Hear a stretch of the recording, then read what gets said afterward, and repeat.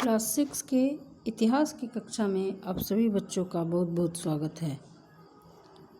आज हम लोग इतिहास का दूसरा चैप्टर पढ़ रहे हैं।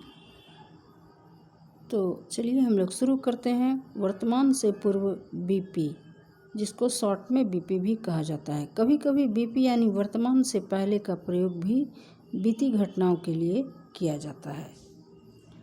अब है इसके लाभ। ईस्वी पूर्व और ईस्वी का प्रयोग किसी विशेष घटना के घटित होने का समय बताता है। ये घटना स्पष्ट ऐतिहासिक महत्व को भी बतलाते हैं।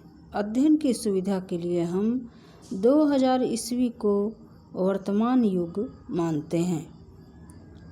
भारत में हमने इस पद का प्रयोग लगभग 200 वर्ष पहले ही अंग्रेज़ों के प्रभाव में प्रारंभ किया था। उससे पहले हम तिथियों की गणना विक्रम संवत के आधार पे करते थे। पहले ईस्वी सन नहीं किया जाता था। ये कब से शुरू हुआ है? तो ये अंग्रेज़ों के समय से, जब अंग्रेज़ों का शासन भारत में हो गया, उस समय से हम लोग ईस्वी पूर्व और ईस्वी सन की गणना करते हैं, लिखते हैं। उसके पहले भारत में तिथियों की गणना कैसे की जाती थी? तो विक्रम संवत के आधार पे की जाती थी।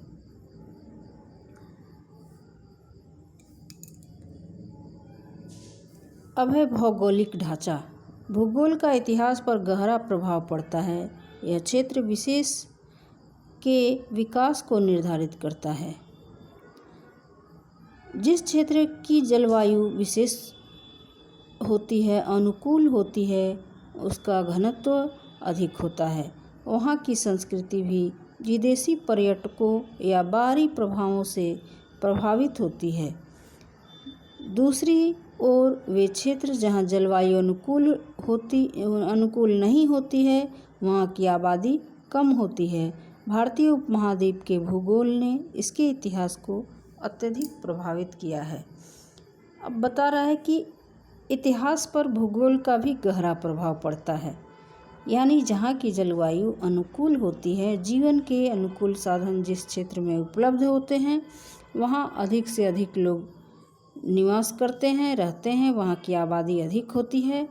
और ये वर्तमान समय में भी नहीं, ये प्राचीन समय से ऐतिहासिक काल में भी ये देखा जाता है कि ऐसे क्षेत्र जहाँ के जलवायु अनुकूल है, वहाँ बहुत से विदेशी पर्यटक आते हैं और विभिन्न प्रकार की संस्कृतियाँ उस क्षेत्र में अपनाई गई है। लोग वहाँ अन्य देशों, विभिन्न धर्मों के लोग, विभिन्न समुदायों के लोग वहाँ पे निवास करते हैं।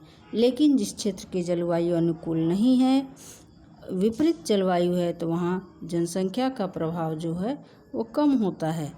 तो भारतीय उपमहाद्वीप के भूगोल ने इसके इतिहास को अत्यधिक प्रभावित किया है। अब मानचित्र में भी कुछ यही दिखाया गया है कि भारत के मानचित्र में जो हिमालय वाले क्षेत्र हैं, उत्तर पूर्वी भारत का क्षेत्र, वहाँ की जनसंख्या कम है भारत के मैदानी भागों की अपेक्षा और अन्य भागों की अपेक्षा। क्या आप जानते हैं भारतीय उपमहाद्वीप क्या है? भारत, पाकिस्तान, बांग्लादेश, नेपाल, भूटान और श्रीलंका समेत दक्षिण एशियाई देशों को उपमहाद्वीप कहा जाता है। ऐसा इसलिए कहा जाता है क्योंकि यह शेष एशिया से समुद्रों, पहाड़ों और पहाड़ियों द्वारा विभाजित है। एक महाद्वीप से छोटा होने पर भी यह काफ़ी विशाल है। अब भारतीय उपमहाद्वीप किसको कहेंगे? तो भारत, पाकिस्तान, बांग्लादेश, नेपाल, भूटान, श्रीलंका समेत ये जो दक्षिण एशिया के देश हैं, इन्हीं को हम लोग भारतीय उपमहाद्वीप कहते हैं। ये ऐसा इसलिए कहा जाता है क्योंकि ये अन्य एशिया के देशों से या तो पहाड़ों से अलग है, पहाड़ों से, समुद्रों से, पठारों से अलग होता है, इसलिए इसको भारतीय उपमहाद्वीप कहा जाता है। अब है हिमालय और पहाड़ी क्षेत्र। भारत का भौगोलिक रूप से विभाजन निम्न ढंग से किया जा सकता है। हिमालय और पहाड़ी क्षेत्र। भारतीय उपमहाद्वीप उत्तर पूर्व और उत्तर पश्चिम में हिमालय तथा उसकी पहाड़ियों से घिरा है। इन पहाड़ों ने इस भूभाग के लिए कई तरह से अपने आप को काफ़ी महत्वपूर्ण साबित किया है।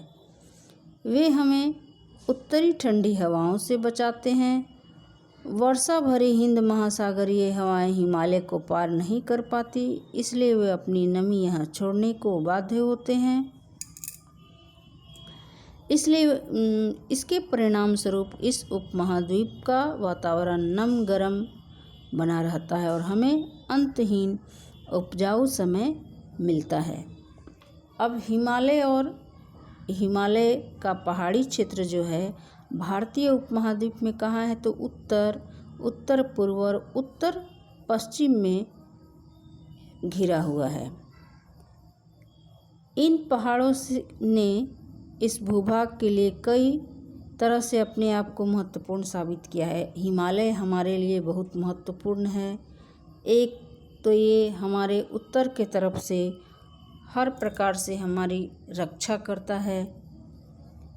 उसके बाद ये हमें उत्तर से आने वाली ठंडी हवाओं को रोकता है, बचाता है और इसके कारण भारतीय उपमहाद्वीप में, भारत में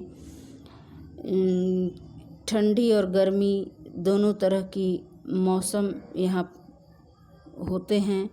वर्षा भरी हिंद महासागरीय हवाओं को ये हिमालय रोक लेता है, पार नहीं, भारत के अंदर प्रवेश नहीं करने देता है, जिसके कारण यहाँ नमी यहाँ छोड़ने को बाध्य होता है, नमी पहुँचती है, हमारे यहाँ बारिश होती है। इसके परिणाम स्वरूप उपमहाद्वीप का वातावरण अच्छा होता है, नम और गर्म होता है और हिमालय से बहुत सी नदियाँ निकलती है जो हमारे लिए स्वच्छ पानी उपलब्ध कराती है।